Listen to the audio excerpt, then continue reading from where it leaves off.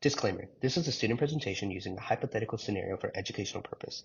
The presenter is a student at UAMS, not a representative of the agency named in the following slide. The information contained herein does not necessarily reflect the views of said agency. Gulf oil spill, Deepwater Horizon disaster. Hello everyone, I am very honored to be speaking at Little Rock High School with the Science Club. My name is Raul Giron and I'm an environmental health specialist with the Department of Health in Arkansas. Today I'll be discussing the most recent Gulf oil spill and the chemicals that were used to prevent the oil from becoming slick. So let's go over the history of the Gulf oil production and how it all started, because I assume many of you weren't around at the time. So the Gulf oil production began in the mid-19th century with the discovery of oil in Texas in 1866. In 1901, the Spindletop oil field in Texas became the largest oil field in the world, triggering a boom in the Gulf oil production. In 1930, the discovery of the East Texas oil field was the largest oil field in the United States, furthering cementing the Gulf's position as a major oil-producing region. The offshore oil production in the Gulf of Mexico began in the 1950s and has grown to become a major source of U.S. oil production, with the region accounting for over 16% of the U.S. crude oil production in 2020. In 2010, however, the Deepwater Horizon spill occurred. This was one of the worst environmental disasters in the U.S. history, highlighting the risk associated with offshore production in the Gulf. So I was wondering, how many of you heard of the Deepwater Horizon oil spill? I assume many of you don't really know what this is, or probably heard a little bit of it, just to assume because you're probably young to even remember. So on April 20 of 2010, there was a massive blowout on the Macondo well, which was being drilled by the Deepwater Horizon drilling rig, located about 40 miles off the coast of Louisiana in the Gulf of Mexico. This disaster killed 11 workers and injured 17 others. So some causes that led to this disaster included technical factors. So there was a failure in the well safety system, including the blowout preventer. There was a series of technical failures in the well's design and construction, as well as the drilling. Some human factors as well. So decisions and actions of individuals involved in drilling and operating the well played a role. Corners were cut on safety measures, inadequate training of workers, and failure to properly communicate and respond to warning signs and problems. There were also regulatory factors, so there was lack of regulatory oversight, coupled with the culture of cost cutting and profit maximization, which contributed to a lax attitude towards safety and environmental risk. There was also some environmental factors. As many of you know, the Gulf of Mexico has strong currents, storms, and even hurricanes that occur, and this can impact the drilling operations and make response efforts more challenging. The location of the well in deep water at a significant distance from the coast also made contaminant and response efforts more difficult. So overall, at the end, there was an estimated of 210 million gallons of oil spilled over a span of 87 days. So this oil spill caused widespread contamination of the ocean and coastal habitats, resulting in a range of ecological effects, which included death and injury of marine animals.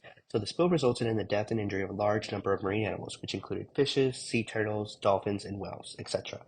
The oil caused respiratory problems, liver and kidney damage, and other health issues among these animals. There's also habitat destruction. The spill caused significant damage to the habitats of marine species. This included coral reefs, wetlands, and marshes. These habitats were essential for the survival and reproduction of many species, and the damage caused by the spill has long-term impacts on the entire ecosystem. It also caused contamination of the food chain, so it contaminated the food chain for many animals. As marine animals ingested contaminated water and prey, it led to a bioaccumulation of a toxic compound such as polycyclic aromatic hydrocarbons, which is a group of chemicals that occur naturally in crude oil, and these were found among the tissues of these animals. So this contamination can even affect the health of humans who also consume these animals. So for you guys, if you like eating fish or sushi, there was an oil spill that happened and your fish that you were eating happened to eat or lived during that time during the oil spill, it could contaminate you. And there was also disruption of ecosystem processes. So it disrupted nutrient cycling and primary productivity, which caused long-term effects on the entire ecosystem, which could lead to reduced biodiversity and productivity. So here are some pictures of some animals during an oil spill. I know it may be a little graphic to see, but I just want to show you the reality of what these oil spills do and how it affects these animals. So the Deepwater Horizon oil spill had significant impacts on human communities, both in the immediate aftermath and over the long term. So some health impacts, the oil spill and the cleanup efforts exposed workers and coastal residents to toxic chemicals such as benzene and polycyclic aromatic hydrocarbons, which can cause a range of health problems, including respiratory issues, skin irritation, and headaches. There was also economic impacts, so it impacted the economy of coastal communities that relied on tourism, fishing, and other industries related to the ocean. Many businesses were forced to close and reduce their operations, leading to job losses and economic hardships. So, if you guys ever decide to open a business that relied on the ocean, just be mindful of the location you choose, and I recommend that you stay away from areas that have drilling sites. Just a little tip for you. Social impacts. It affected communities by causing stress, anxiety, and social disruptions. It displaced residents, and cleanup workers faced challenges such as housing insecurity, loss of social support, and cultural dislocation. There's also environmental justice impacts. So the spill disproportionately impacted low-income and minority communities that relied on the ocean for their livelihood and cultural practices. These communities often had fewer resources to adapt to and recover from environmental disasters. So for the cleanup process, in order to try to contain the oil and prevent it from spreading across the surface of the water, a number of methods were used. So the first was containment and source control. The first step was to contain the spill. So on the bottom right, you can see those floating orange tubes. These were helped to keep the oil within the affected area and prevent it from spreading. Next, they needed to stop the flow from the oil from the wellhead. So this was accomplished through the use of containment booms and the installation of subsea capping stacks. Next method they used was skimming. This involved the use of boats to remove the oil from the surface of the water. If you see on the top right, those little orange things in the middle within those orange tubes, those are known as skimmers. These skimmers collected the oil into storage tanks and they were transferred to the boat, which were then emptied at a later time safely. Next method they used was in situ burning. So as you can see in the bottom left, this method was used to remove large volumes of oil from the surface of water. The process involved setting fire to the oil using specialized equipment, which then burned off the oil and reduced the overall volume of the spill. Next method was shoreline cleanup. So once the oil reached the shoreline, manual cleanup methods were used to remove the oil from beaches and other affected areas. So they had to use like shovels, rakes, and even spray the oil down to help remove the oil and dispose of it properly. Next method was dispersants. This method was used to break up the oil into smaller droplets, which could then be more easily broken down by natural processes. Dispersants were applied from boats and plane, and you can see that in the middle right, where a plane is releasing dispersants onto the oil in the ocean. So there are two main types of dispersant used in the oil spill response. They are either a surfactant dispersant or a solvent dispersant. The main dispersant used during the Deepwater Horizon oil spill was a surfactant dispersant called Corexit. And during the time, they used two types. So there was Corexit 9500. This was a primary oil dispersant used to break up oil slicks on the surface of water. It works by reducing the surface tension of the oil, which causes it to break up into smaller droplets that can be dispersed throughout the water column. It was used in large quantities to try to disperse the oil that was leaking from the well and help reduce the amount of oil that reached the shoreline. This dispersion also helped protect workers and nearby communities from exposure to toxic fumes. The next one they used was Corexit 9527. So due to the increased volume of oil being released, there was also an increase of demand for dispersants.